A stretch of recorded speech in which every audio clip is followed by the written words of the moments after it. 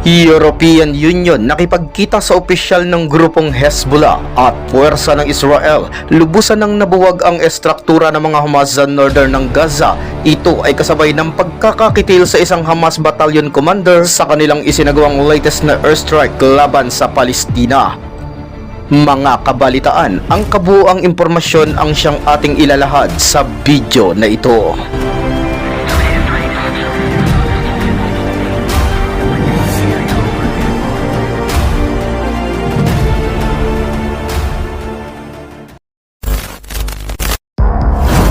Nakipagpulong ang punong tagapangasiwa ng patakarang panlabas ng European Union sa isang opisyal na politikal ng Hezbollah, isang grupong terorista na suportado ng Iran sa Beirut nito lamang araw ng Sabado.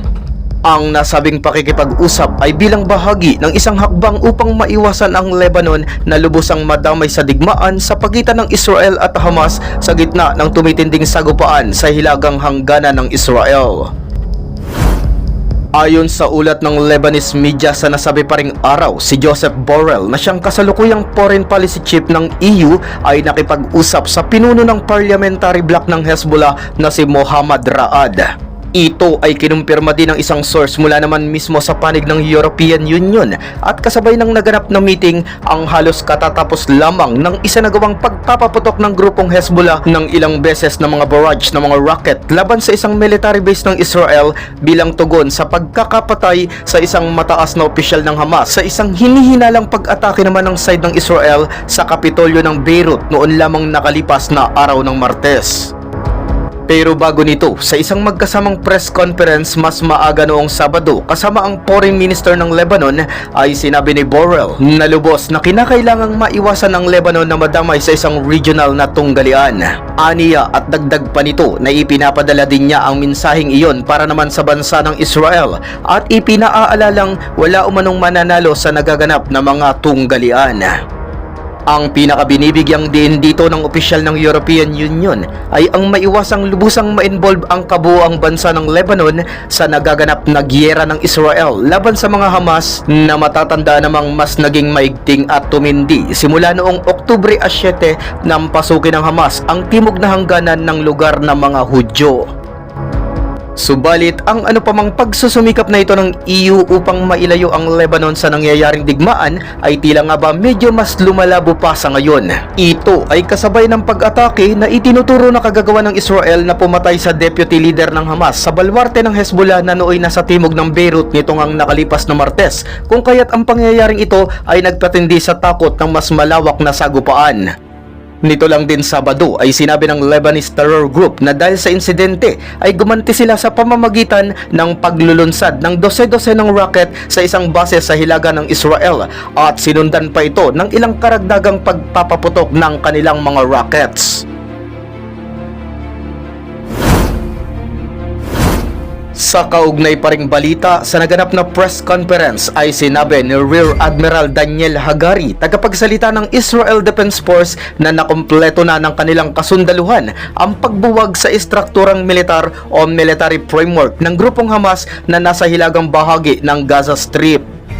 Sa naturang konferensya ay mahabang ipiniliwanag ni Hagari ang mga operasyong militar na isinagawa nila sa Gaza at binigyan din niya dito ang mga nakamit ng kanilang hukbo, ngunit kapareho din niyang binanggit at binigyan pansin ang mga oras na kinailangan nila bago makamit ang naturang mahalagang progreso.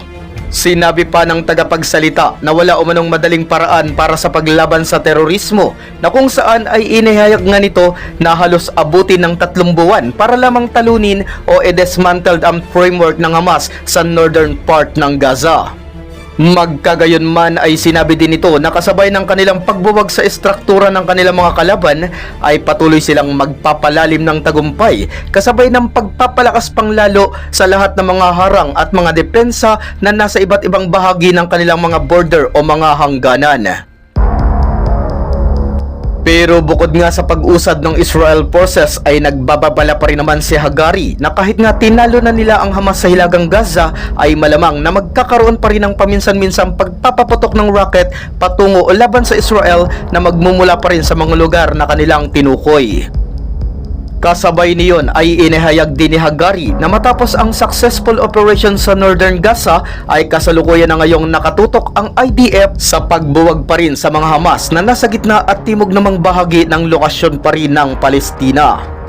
Dagdag sa mismong kataga ni Hagari na gagawin namin ito sa ibang pamamaraan sa masusing paraan batay sa mga aral na natutunan namin mula sa pakikipaglaban hanggang sa ngayon. Tiyak na gugugol ng panahon at malamang na magpapatuloy ang labanan sa buong taon ng 2024. Ngunit asahang kami ay kumikilos ng ayon sa isang plano upang makamit ang mga layunin ng digmaan kasabay para buwagin ang Hamas sa gitna at timog at ipagpapatuloy namin ang lahat ng pagsisikap, paniniktik, operasyonal at militar na presyon upang maibalik ang ilan pang mga bihag.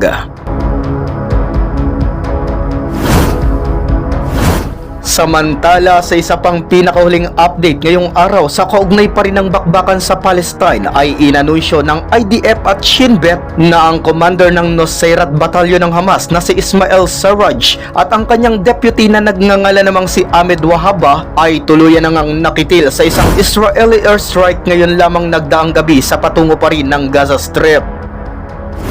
Ayon sa magkasamang report ay matatandaang si Sarraj ay dati nang nagsilbi bilang commander ng isang kumpanya ng Hamas na Nakba Force at kasangkot din sa paggawa ng ginagamit nilang mga rocket. Habang si Wahaba na kanya namang tumatayo bilang deputy ay itinalaga sa posisyon matapos mapatay ng IDF ang naunang deputy commander ng Nusayrat Batalyon sa unang linggo pa lang ng nagaganap na digmaan. Ang batalyon ng Nusayrat sa parte ng gitnang Gaza Strip ay sinasabing ang sangkot sa pagsasagawa ng nangyaring massacre sa Kibbutz Be'eri at iba pang mga komunidad sa hangganan ng Israel noong nakalipas na Oktubre 7. At ayon pa rin sa pwersa ng IDF na ang nabanggit na batalyon ay kasangkot din sa pagpapaputok ng mga anti-tank missile at ilang mga drone attack laban sa mga tropang Israelita na nag-ooperate sa Gaza nito ding mga nakaraang buwan.